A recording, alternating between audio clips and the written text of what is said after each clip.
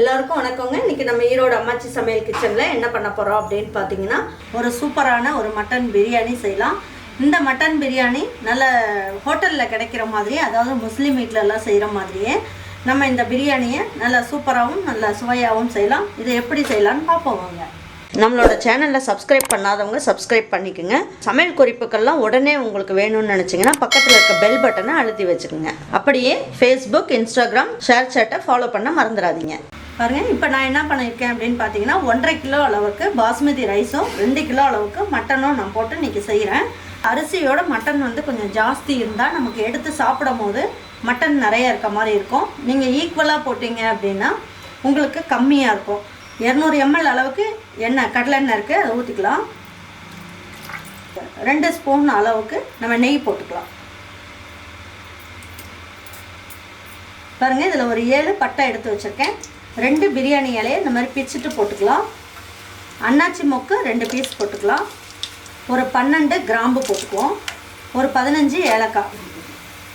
பெரிய வெங்காயம் 1/2 கிலோ அளவுக்கு எடுத்து வச்சுருக்கேன். இது 1.5 கிலோ அளவுக்கு அரிசி அப்படிங்கிறதுனால 1/2 கிலோ பெரிய வெங்காயம் போட்டுக்கலாம்.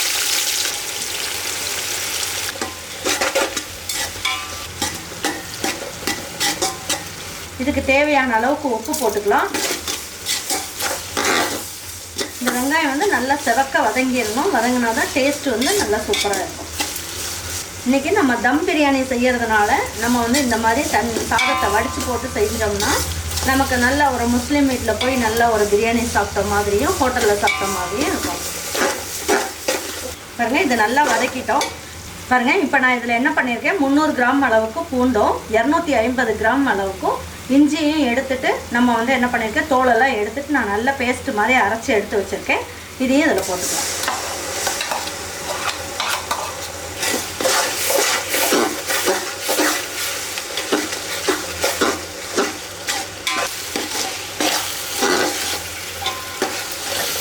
பாருங்கள், இஞ்சி பூண்டு எல்லாமே நல்லா வதக்கியாச்சு. இந்த எண்ணெய் எல்லாமே நல்லா கசிஞ்சு வந்துருச்சு. பாருங்கள், இந்த மாதிரி வந்துட்டாலே உங்களுக்கு வந்து இஞ்சி பூண்டு நல்லா வதங்கிருச்சுன்னு அர்த்தம். இப்போ நம்ம என்ன பண்ணலாம், இதில் 8 பச்சை மிளகாய் எடுத்து வச்சுருக்கேன், இதை போட்டுக்கலாம். இதை நல்லா கீறிட்டு போட்டுக்கலாம். இதில் ஒரு கைப்பிடி அளவுக்கு இந்த மாதிரி எடுத்துக்கோங்க. எடுத்துகிட்டு புதினா இலை போட்டுக்கலாம். இதில் ஒரு கைப்பிடி அளவுக்கு கொத்தமல்லி இலையும் போட்டுக்கலாம்.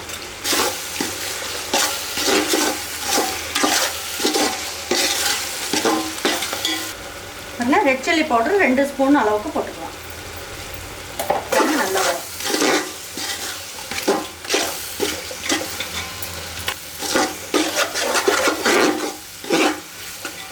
இதில் 1 ஸ்பூன் அளவுக்கு கரம் மசால் பொடி, இதில் பட்டை, கிராம்பு, ஏலக்காய், ஜாதிக்காய் எல்லாம் போட்டு நம்ம அரைச்சி வச்சுருக்கோம். இதில் 1 ஸ்பூன் அளவுக்கு போட்டுக்கலாம்.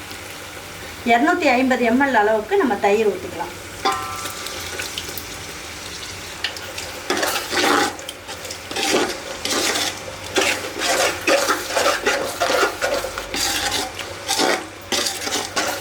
பாருங்கள், இது எல்லாமே நல்லா வதக்கியாச்சு. இப்போ இந்த ஸ்டேஜில் நம்ம என்ன பண்ணலாம், இதில் ஒரு 400 கிராம் அளவுக்கு நான் தக்காளி எடுத்து வச்சுருக்கேன். நல்லா பொடியாக கட் பண்ணி எடுத்து வச்சுருக்கேன். இதையும் போட்டுக்கலாம். இதெல்லாம் வதக்கிட்டு ஃபைனலாக தக்காளி போடலாம். நல்ல டேஸ்ட்டாக சூப்பராக இருக்கும்.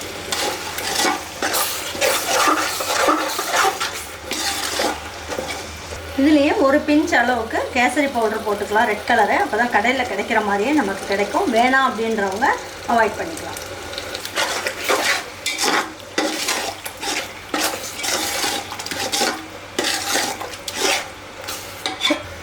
இதுலேயே நம்ம என்ன பண்ணோம், ஒரு பெரிய எலுமிச்சம்பழமாக எடுத்து சாறு எடுத்து வச்சுருக்கேன்.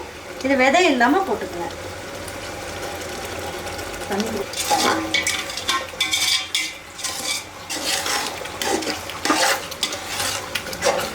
பாருங்கள், இந்த அளவுக்கு தக்காளியெல்லாம் வதங்கினா போதும். தக்காளியை போட்டு 5 நிமிஷம் அந்த மாதிரி நல்லா ஒன்றா சேர்ந்து நல்லா நம்ம கலக்கிக்கலாம். ஆனால் அந்த தக்காளியெல்லாம் பார்த்திங்கன்னா முழுசாக இருக்கும்.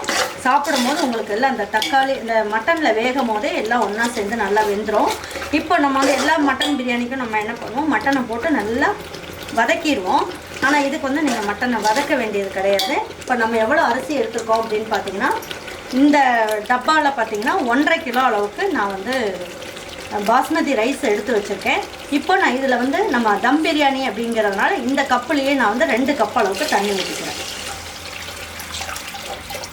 எந்த பாத்திரத்தில் நீங்கள் அளந்துக்கிறீங்களோ அதில் 2 பங்கு தண்ணி ஊற்றணும். பாருங்க, இதில் 2 பங்கு அளவுக்கு நம்ம தண்ணி ஊற்றிக்கலாம். ஏன்னா நிறைய அரிசிலாம் போடும் போது நம்ம டம்ளர் கணக்கு வச்சோம் அப்படின்னா நமக்கு என்ன ஆகும், நம்ம நிறைய தண்ணி ஏதோ மிஸ் பண்ணுறதுக்கு நமக்கு வாய்ப்பு உண்டு. அதனால் நீங்கள் என்ன பண்ணலாம், ஒரு பெரிய பாத்திரத்தில் அந்த அரிசி அளந்துக்குங்க, 2 பங்கு அளவுக்கு தண்ணி ஊற்றிக்கோங்க. 1 பங்கு அரிசினா 2 பங்கு தண்ணி ஊற்றிக்கோங்க. இப்போ மட்டன் எல்லாமே ஒன்றா சேர்ந்து வேகும் போது உங்களுக்கு கரெக்டாக இருக்கும். தண்ணியெல்லாம் கொதிச்சதுக்கப்புறம் நம்ம மட்டன்லாம் எப்போ போடலாம் அப்படிங்கிறத சொல்கிறேன். இது ஒரு 5 நிமிஷம் நல்லா கொதிக்கட்டும். பாருங்கள், தண்ணி நல்லா கொதிச்சிருச்சான்னு பார்ப்போம். இந்த பிரியாணிக்கு நல்லா போட்டோம் இல்லைங்களா, பாருங்கள் நல்லா கொதிக்க ஆரம்பிச்சிருச்சு. இந்த ஸ்டேஜில் நம்ம வந்து இந்த மட்டனை போடலாம். இது வந்து பாருங்கள் 1.5 கிலோ அரிசிக்கு 2 கிலோ மட்டன் நான் நல்லா கழுவி எடுத்து வச்சுருக்கேன். தண்ணியெலாம் இல்லாமல் போட்டுக்கலாம். இப்படி போடும் போது என்னாகும், மட்டனோட கலரும் சேஞ்ச் ஆகாது, மட்டனும் நல்லா பூ மாதிரி வெந்துடும். டேஸ்ட் வந்து ரொம்ப நல்லாயிருக்கும், உடையவும் உடையாது. நீங்கள் வந்து உங்களுக்கு கொஞ்சம் பெரிய பீஸா போட்டிங்கன்னா 3/4 மணி நேரம் நீங்கள் வச்சிங்கன்னா போதும், நல்லா சாஃப்டாக மட்டன் வெந்துடும். இதை நீங்கள் இதுக்கப்புறம் நீங்கள் வந்து இதை ஓப்பன் பண்ணாதீங்க. அரை மணி நேரம் கழித்து வந்து ஓப்பன் பண்ணி பார்த்தீங்கன்னா மட்டன் நல்லா மெத்துன்னு இருக்கும். மட்டன் நல்லா வேக வச்சுக்கிட்டு இருக்கோம், நல்லா வெந்துக்கிட்டு இருக்கு. இப்போ நம்ம வந்து இந்த அரிசியை வந்து ஃபஸ்ட்டு என்ன பண்ணணும், நம்ம அரிசியை வந்து நல்லா வடிச்சுக்கணும். இந்த அரிசியை வந்து நான் பாஸ்மதி ரைஸ் 1.5 கிலோ அளவுக்கு எடுத்து தண்ணியில் ஒரு அரை மணி நேரம் நல்லா ஊற வச்சுட்டேன். நல்லா ஊறிடுச்சு. இப்போ தண்ணி இல்லாமல் இந்த உலையில் எடுத்து போட்டுக்கலாம். இது நல்லா கொதிச்சுக்கிட்டு இருக்கு. இப்போ எதுக்காக இந்த மாதிரி நம்ம வந்து சாதத்தை நல்லா வடித்து அதுக்கப்புறம் நம்ம பிரியாணியில் போட போகிறோம் அப்படின்னா, இதில் வந்து ஒரு கஞ்சி தன்மை மாதிரி இருக்கும் இல்லைங்களா, அந்த மாதிரி இருந்ததுன்னா பிரியாணி வந்து கொஞ்சம் பிசுன்னு இருக்க மாதிரி இருக்கும். அதனால் இந்த மாதிரி வடிச்சிட்டு லேசாக ஒரு 1/4 பங்கு அளவுக்கு அரிசியை வடிச்சிட்டு நம்ம வந்து அரிசியை வந்து வேக வச்சுட்டு பிரியாணி செய்யும் போது நல்ல டேஸ்ட்டாக நல்லா உதிரியாக கிடைக்கும். இப்போ இந்த அரிசிக்கு தேவையான அளவுக்கு கொஞ்சமாக உப்பு போட்டுக்கலாம். ஒரு 1.5 ஸ்பூன் அளவுக்கு உப்பு போட்டுக்கலாம்.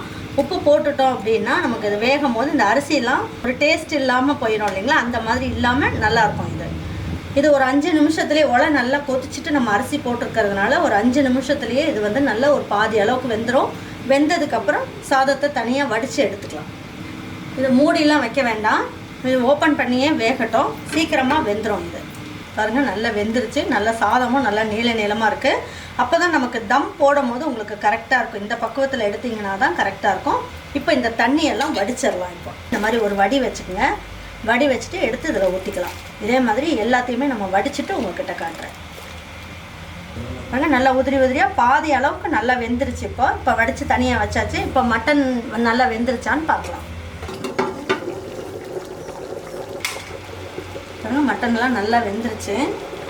இந்த அளவுக்கு நல்லா சாஃப்டாக வெந்துருச்சு. எனக்கு இந்த மட்டன் வேகிறதுக்கு ஒரு 3/4 மணி நேரம் ஆயிடுச்சு. இப்போ இந்த அரிசியை வந்து நல்லா தண்ணியை வடிச்சிட்டு வச்சுருக்கோம் இல்லைங்களா, இதை இதில் போட்டுடலாம்.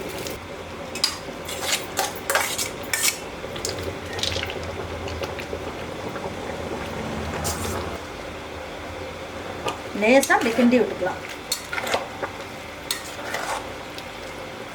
நீங்கள் இந்த சாதத்தை போட்ட உடனே உங்களுக்கு மேலே வந்து இந்த அளவுக்கு தண்ணி நின்னா போதும்.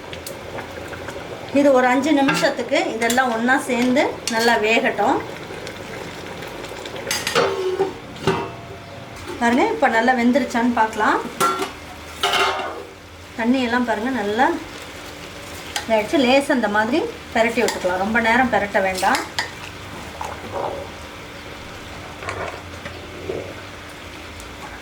நல்லா வெந்திருக்கு. இந்த அளவுக்கு இருந்தால் போதும். இப்போ நம்ம என்ன பண்ணலாம், மீதி இருக்க புதினா இலையும் கொத்தமல்லி இலையும் தூவி விட்டுடலாம். பாருங்க இந்த மாதிரி ஓரத்தில் வந்து இந்த டவலில் முடி போட்டுக்கோங்க. முடி போட்டுட்டு இந்த மாதிரி வச்சுக்கலாம். இப்படி கட்டிட்டோம் அப்படின்னா உங்களுக்கு வந்து காற்றெல்லாம் வெளியில் போகாது. துணியெல்லாம் வந்து வெளியில் படாமல் இப்படி பார்த்துக்குங்க. இது நல்லா இந்த துணிக்குள்ளேயே நல்லா அப்படி முறுக்கி விட்டுருங்க. இந்த தட்டை வச்சு மூடி விட்டுருங்க. கஞ்சியெல்லாம் வடித்தோம் இல்லைங்களா, அந்த சுடு கஞ்சியும் இதில் வச்சுருங்க. ஹை ஃப்ளேமில் வந்து ஒரு 5 நிமிஷம் வைங்க. வச்சுட்டு ஸ்லோ ஃப்ளேமில் ஒரு 5 நிமிஷம் வச்சிங்கன்னா உங்களுக்கு தம் ஆயிரும். ஆஃப் பண்ணிடலாம் ஸ்டவ்வை. இப்போ 10 நிமிஷம் நம்ம ஸ்டவ்வை ஆஃப் பண்ணி வச்சுருந்தோம். நல்லா தம்மிலேயே இருந்துருச்சு. இப்போ இதை எடுத்து பார்க்கலாம்.